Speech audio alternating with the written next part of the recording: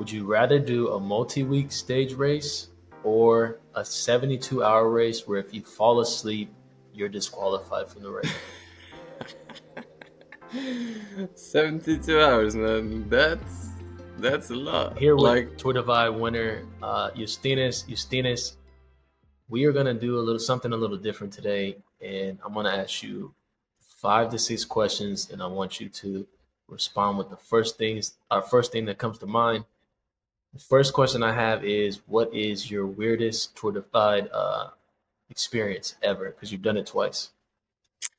I've done it twice. Yeah, hello, beautiful people. Well, now that must be the toilet, the Great Basin toilet history, where we three leading men, like we were three leaders of the course. We were crossing the Great Basin. It's like a huge place of nothingness, and the storm caught us. Roads became unrideable, and we didn't have a chance. I mean, we were close to hit the SOS button and wait for rescue because we were short. We were getting short on drinks and on food, and it was like, I don't know, 40 degrees outside or something Fahrenheit. So it was, yeah, cold, rainy, roads are muddy, and wheels are not spinning. It's getting dark, and Warm Sutter was 70 miles from us, and we were moving maybe 1 or 2 miles an hour. So it meant that there's quite a lot of road to cover. Yeah. And we found a toilet, a porta potty, and three of us, like three grown up men, managed to squeeze themselves in. And the sitting area, like there's a toilet seat and there's like Yes. two small sides, and so yeah, I was lucky to get the middle spot. I don't know how I got it, but yeah, I was sitting in the middle. We covered ourselves in the emergency baby bags, and we were waiting out, and it took us 13 hours, man. 13 hours in a 30 porta potty. 30 hours in a porta potty in the Great Basin. Where did that porta potty came from? Because it was on a trailer. It's from nowhere, man. I have no idea who used it, and it didn't smell bad in there. I mean, I don't know if someone ever used it before us. So we were hiding there, and it saved us really big time. And yeah, the funny thing that the only rule we had, if you wanted to go to the toilet, you had to go outside. That's what I was gonna ask, man, without getting into too many details. It's like, was there like a rotating schedule for the bathroom, but use the Yeah, bathroom outside the porta potty? That's crazy. exactly. Strangest dot watcher experience. We know dot watcher is huge with Tour Divide and Ultra events. Tell me about your strangest dot watcher experience.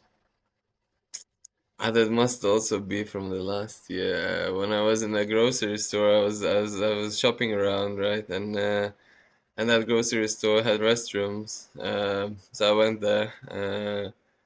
I put my basket on sinks and just went in the toilet. And I hear that the door opens and someone comes in a yeah, not in my toilet, but in the toilet room. And I just hear, Justinas, are you there? And I'm like, yes. But I'm in action at the moment, a bit busy. But they were like, yeah, we're dot watchers. We saw your bike outside. We were looking for you at the shop. We couldn't find you, so we thought that you might be there.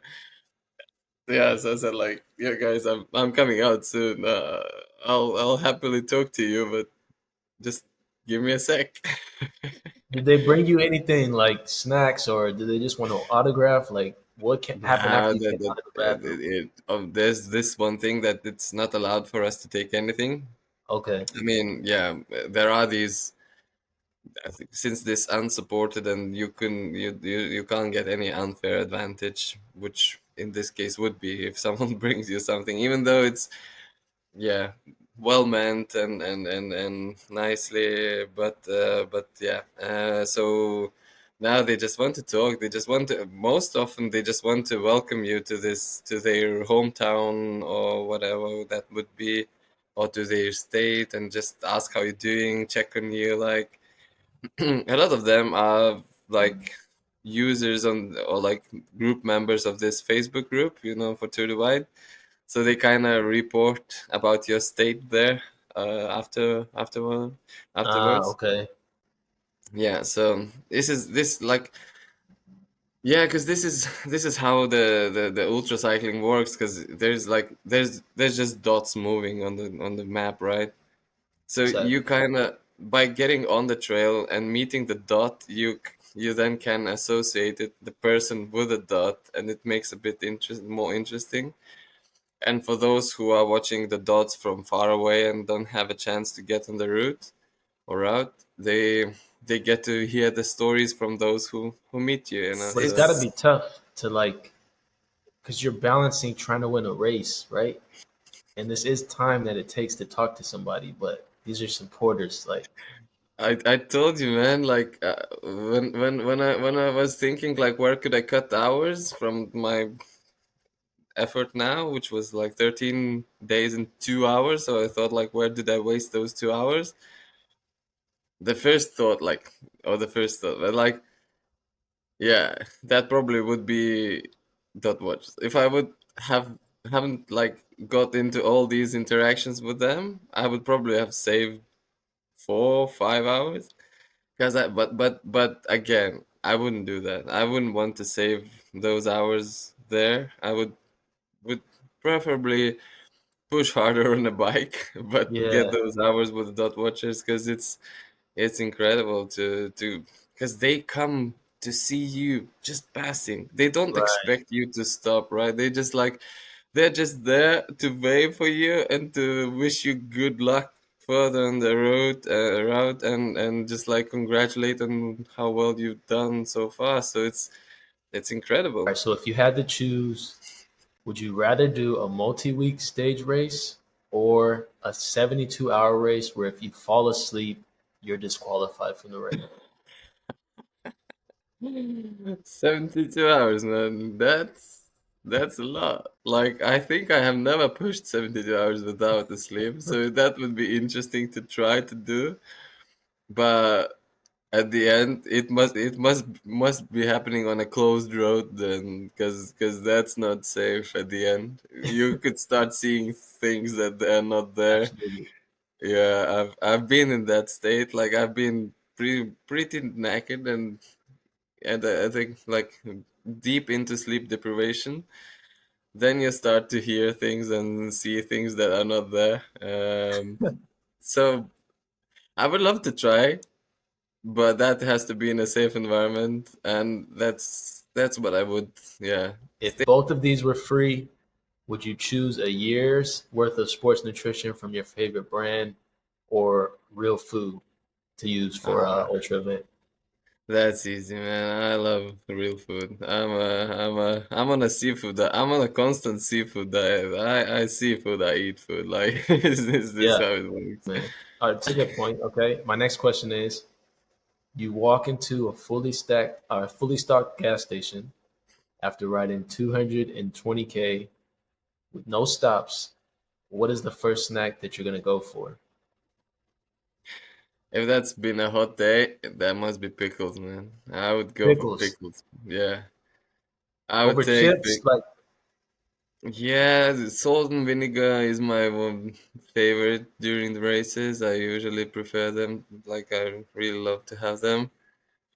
But I would go for yeah, pickle, and would just grab something meaty probably.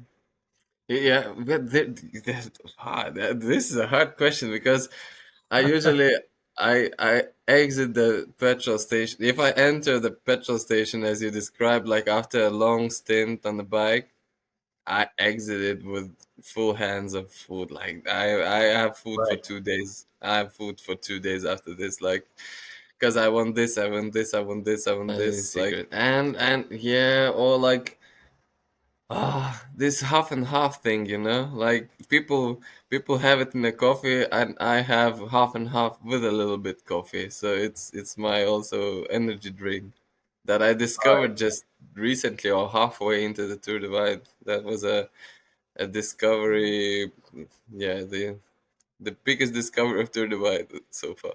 And that sound, I gotta be honest, man. That combo sounds disgusting. And you are after riding that stint, I'm sure it is amazing with the salt and But vinegar. And then you get the exactly.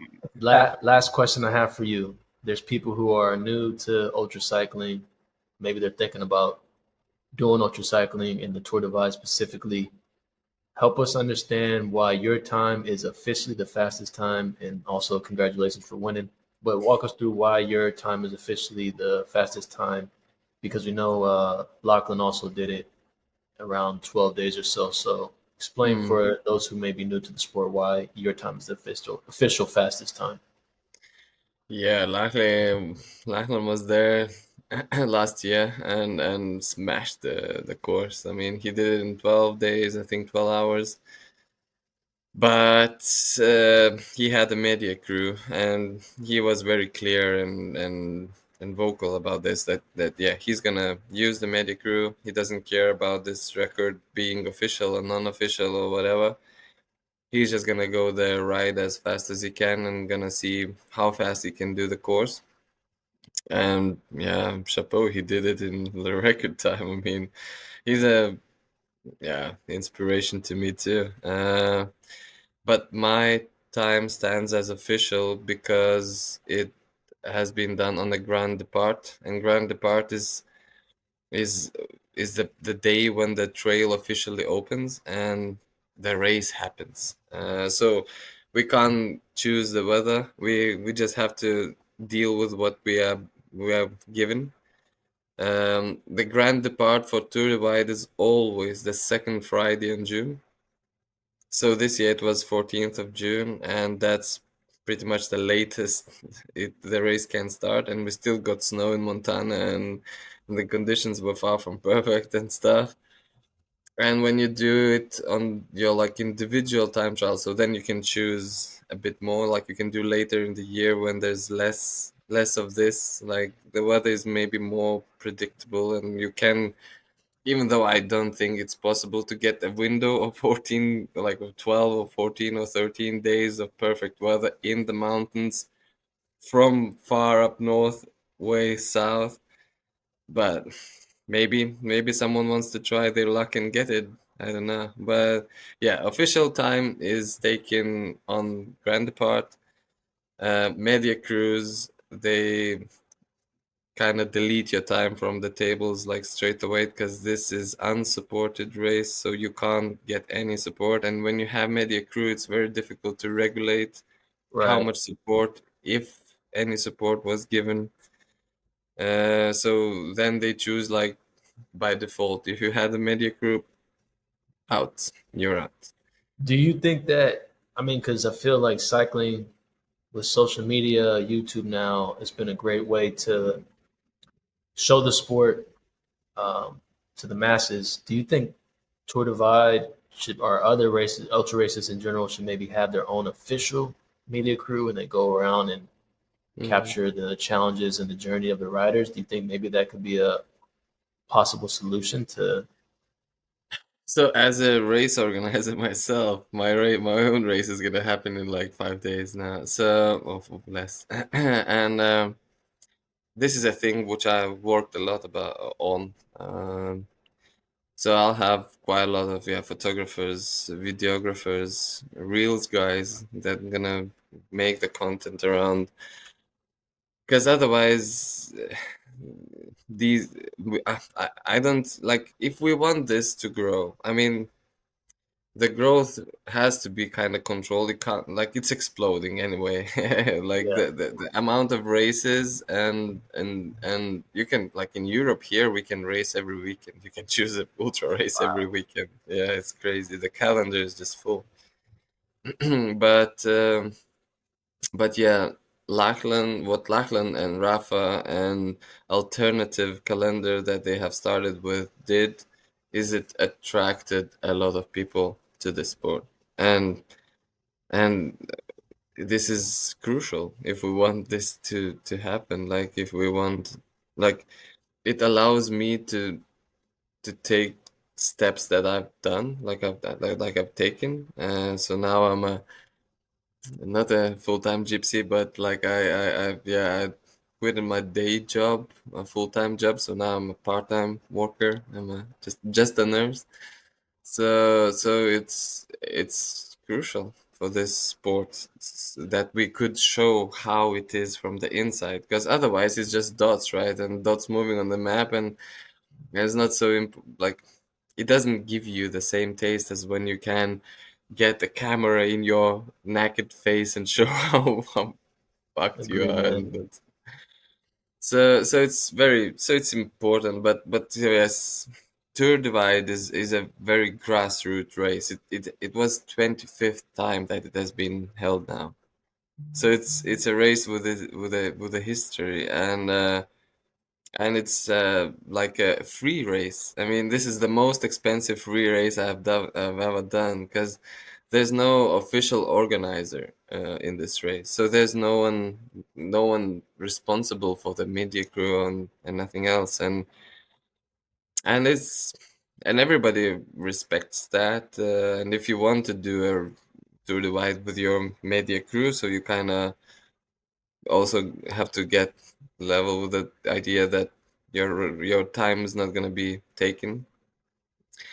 So there are these things, and I think, yeah, there are plenty of races where you can, and race organizers should do their job by providing media coverage and not kind of rely on private media crews flying around their riders, and because then you don't know, as I said, like you don't know how much support they can give to their rider. I mean, if it's just, yeah, moral support, which is also support. And well, thanks for coming on and joining me.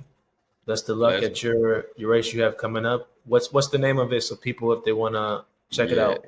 it's bright midnight. There's no night, man. There's always bright. There's just day. All right, I'm gonna put it on the screen too so people check it out and a link to it in the description. Thanks for your time, man. Have a great day. Pleasure. Thank you.